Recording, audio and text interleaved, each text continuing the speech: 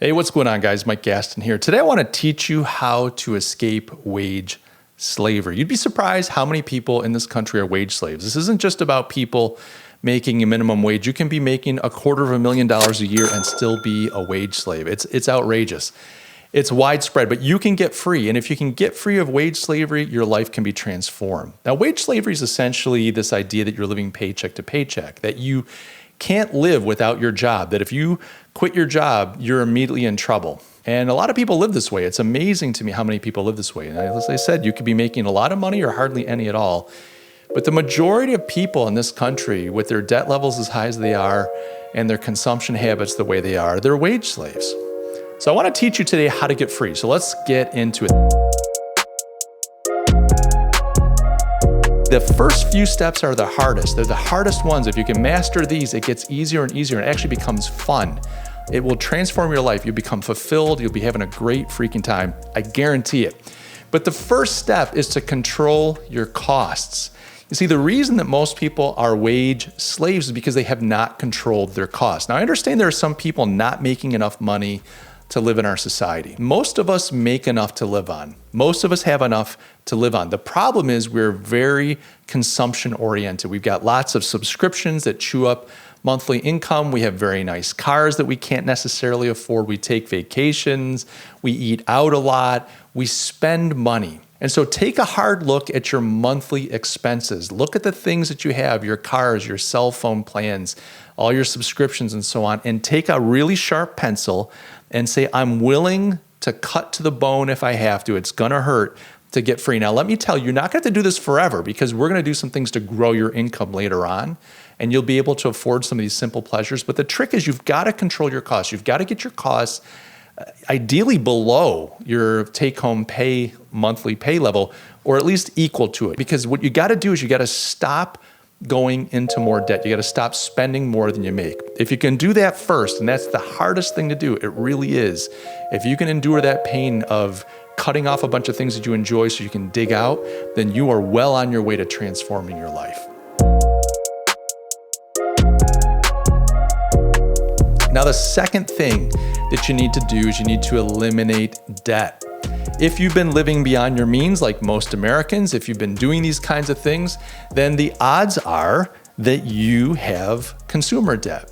Now, I'm not going to get on you about your mortgage and so on. That's an asset. Ideally, if you bought your house appropriately, that's ideally an asset. But things like credit card debt, things like personal loans, or you maybe took a vacation, you bought a motorcycle or a watercraft or something, or even your automobile loans. Look at those things and start chipping away. Now, there's all kinds of advice out there on how to reduce and eliminate consumer debt. I'm not going to give you advice on that. There's tons of resources, but the trick is you have got to get out of debt. So if you control your costs and you pay down and get rid of your consumer debt, you are going to find yourself in a much better position. When you get those two things taken care of, the next step to escaping wage slavery is to build your cash reserves. You want money in the bank. Now, ideally, you should have about 6 months of living expenses, overheads, in the bank at any given time. Start with the goal of getting 3 months, but ideally you've got a good 6 months in the bank. The reason you want this is because you want to have a backup. Oftentimes people get into credit card trouble because they didn't have any financial depth, they had no savings, and an emergency happened. The transmission blew on their car, or they had to replace a plumbing line, just some crazy thing, and they find themselves unable to pay for these things. And so then they have to go to the credit card, to a personal loan, and then they're stuck. So I'd highly advise you build up your cash reserves. Start with trying to get 3 months of your living expenses, not 3 months pay, just 3 months of what it costs you to live.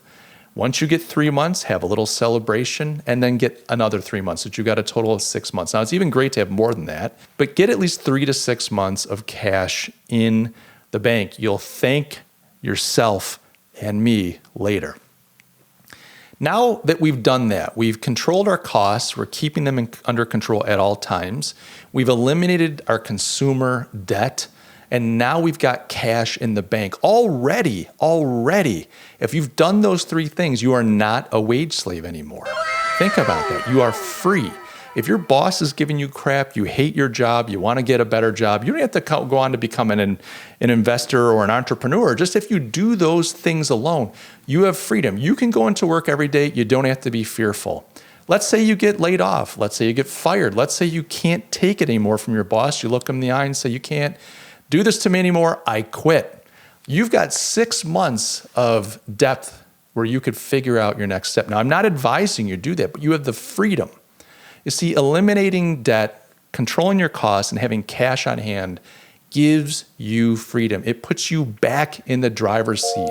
Now, this will take you months and months to get to this stage, but sometimes years. But by doing this, you will have bought back, you will have won back your freedom. And then going forward, the rest is just icing on the cake. Now, the next step is to increase your skills. People often think about, their job on the level of like, well, I'm just kind of stuck in this job. You could be increasing your skills.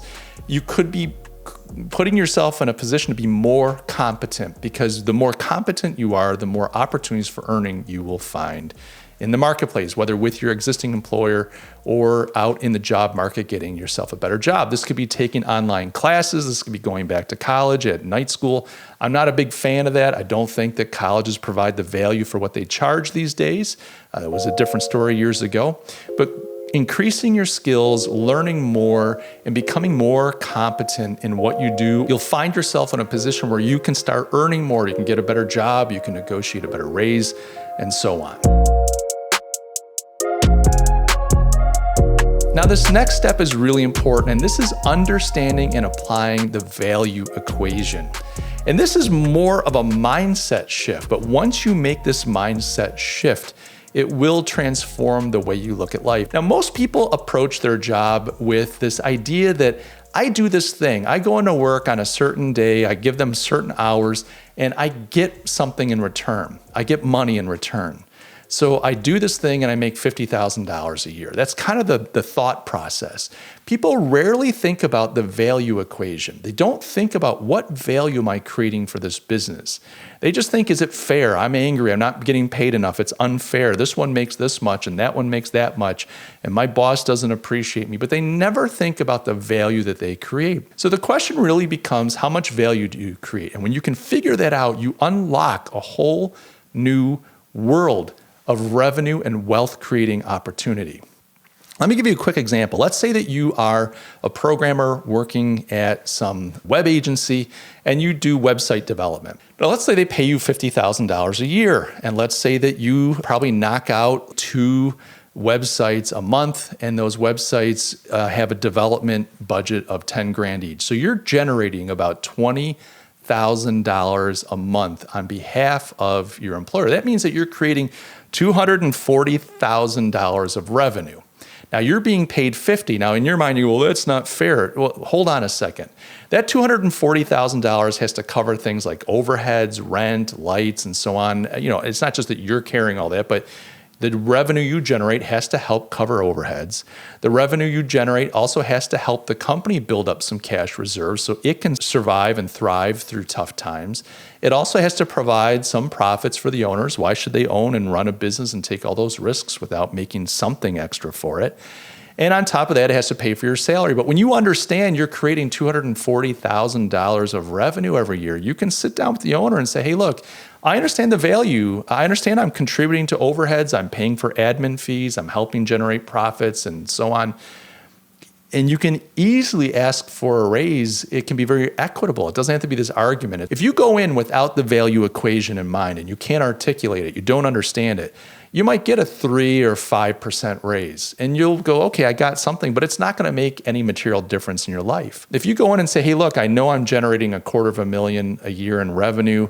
I also have some ideas on how I can generate more revenue. I've got some software as a service idea. I've got some process things we could change. Now you're having a discussion of equals between you and your owner. You're both interested in revenue and wealth creation, and you're both trying to align your interests so that everyone is happy. And you may find that the more you understand the value equation, that maybe it's better for you to go out on your own. Maybe you should become a freelancer. The last one that will, again, open up a whole nother world for you is to start investing in income generating assets. People that are truly free, people that are truly wealthy, they don't just rely on one source of income. They're not just a highly paid lawyer at a big firm. They often diversify their income streams. They have real estate, rental property that brings them income. Maybe in the example of the developer, you've created some software that you sell. You could be doing multiple things to generate multiple sources of income, whether it's creating courses, whether it's providing software as a service, whether it's getting involved in real estate, plus whatever income you make from your full-time work. So you want to start thinking about ways that you can have multiple streams of income. They don't have to be huge at first. They don't have to be life-changing. A trickle here, a trickle there over time turn into a real stream of wealth. And the nice thing about a lot of these income-generating assets is that they, over time, build equity. Meaning, if you've got a rental property and someone's renting it and you're making a couple $100 a month after you pay for everything in profit for yourself, that's income. But as they're providing rent and as they're staying in that rental unit, you're building equity because you're paying off the mortgage that you got, that you used to get the property. The same for a business. If you start a business on the side, maybe it's providing a little bit of income, but over time that business becomes valuable. Somebody else may want to buy it down the road. So the great thing about income generating assets, whether they be stocks and bonds, investments, whether they be real estate, whether they be things like software or websites that generate revenue for you, or even a freelancing consulting or a small business, over time they become assets that can be liquidated at a later date for a really nice windfall. So that's it. If you want to become free of wage slavery, if you want to be free, you have to just do a handful of simple, but at times difficult things. You've got to control your costs. You've got to eliminate your debt. You've got to build up some cash reserves. And then you want to start doing things like increasing your skills and competencies. You want to get a hold and understand and apply the value equation. And you want to diversify and make sure that you're getting income from multiple streams. If you do these things, even if you do the first three, it will change your life. But if you do all these things, you will live a life that is set apart from most people. You will be transformed. You will have the opportunity to be fulfilled. And you will have the opportunity to remain free for the rest of your life. Guys, I hope that this is useful to you. If you're struggling at all with any of these issues, if you've got questions or whatever, please get in touch with me. You can go to my website, mikegastin.com. There's a contact form there. There is a newsletter you can sign up. I love to hear from you. Just get in touch. If I can help in any way, it would be my honor. I love you guys, and I'll catch you in the next video.